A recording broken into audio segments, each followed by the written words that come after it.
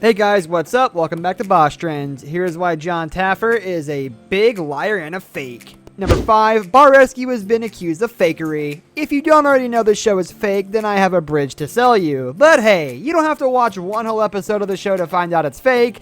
People who have been on the show will save you the time and just tell you. Like Nina Wyatt of Schaefer's Bar and Grill, who said the crew fed them lines. She isn't the only one throwing around accusations. Owner Ryan Burke said, "During my first interview, I was asked how much money we are losing each month. My exact words to the producer were, 'What would you like me to say?' Producer's response, 'For our story, you're losing $10,000 a month and losing your house and closing down next month.'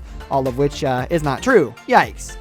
Pirates Tavern said just about the same thing. "It was basically coerced and staged to be an opening act for a re-rescue. I was told to bring in several changes of clothes to make it appear that filming covered several days. As usual, they brought in a bunch of extras to fill the house, and we were told what to say and with whom to speak. Too many bars are saying they're fed lines, and too many camera angles are just right, and too many lines are really, really badly delivered for this to be anything but set up at the least." It's like dinner and a show. Number 4, everyone hates Jon Taffer of Bar Rescue. Someone with an impressive CV like Taffer, there are a lot of people addicted to him, and it's not just your average Joe who doesn't like a brash New Yorker who yells a lot. No, many accomplished bartenders hate Jon Taffer. Why? Well, he often says that stuff is flat out wrong, like this. Tequila is inherently made from mezcal, which mescaline, the hallucinogenic drug, is made from, so tequila can have a hallucinogenic component.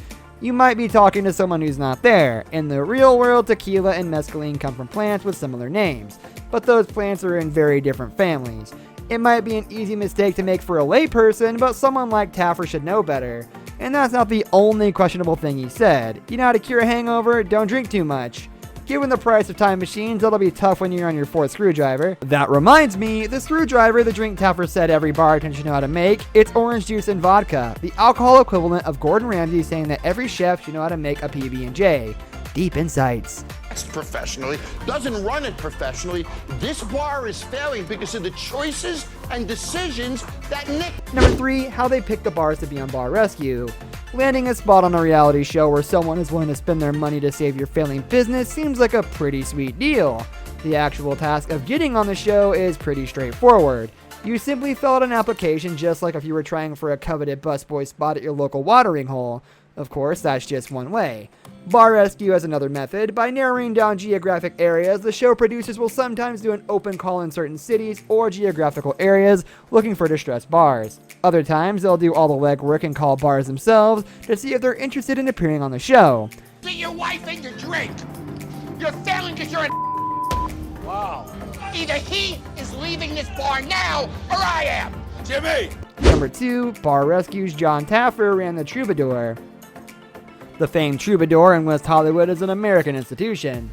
The list of artists who played at the bar and coffee house is a who's who of all the best musical acts. It's where Bob Dylan first plugged in, Elton John made his US debut, and where John Lennon and Harry Nilsson, drunk on Brandy Alexander's, heckled the Smothers Brothers. Jon Taffer ran the Troubadour during a transition period when the music changed from folk to punk. He was there when Harry Nilsson, again drunk on Brandy Alexander's, got into it with punk fans. He was also on hand for the Troubadour's 25th anniversary when a lot of big names came back as a fundraiser of sorts to help fix the broken plumbing responsible for standing water in the kitchen. Taffer's resume is quite extensive, managing bars and coffee shops on both coasts before opening his own bar in 1989. So he can walk the walk to an extent. Like what? I got a gentleman sitting at the bar. His name is Robert Hurst. Right? Number 1, what's Bar Rescue's success rate? So how many of these failing bars have owners that end up listening to Jon Taffer's advice and saving their business? According to Bar Rescue updates, he tried to help about 187 bars by the end of season 7.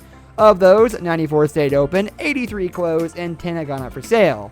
That's not terrible, and when Bro Bible asked him about his failures, he said that he really doesn't mind when one of the bars he tried to save ultimately fails. He put it like this: "Can I be cocky for a second? If I hit a home run 80% of the time, and you want to talk about the 20 times I missed swinging the bat, I'm okay with that. But I hit 80% of the time, so I have no embarrassment."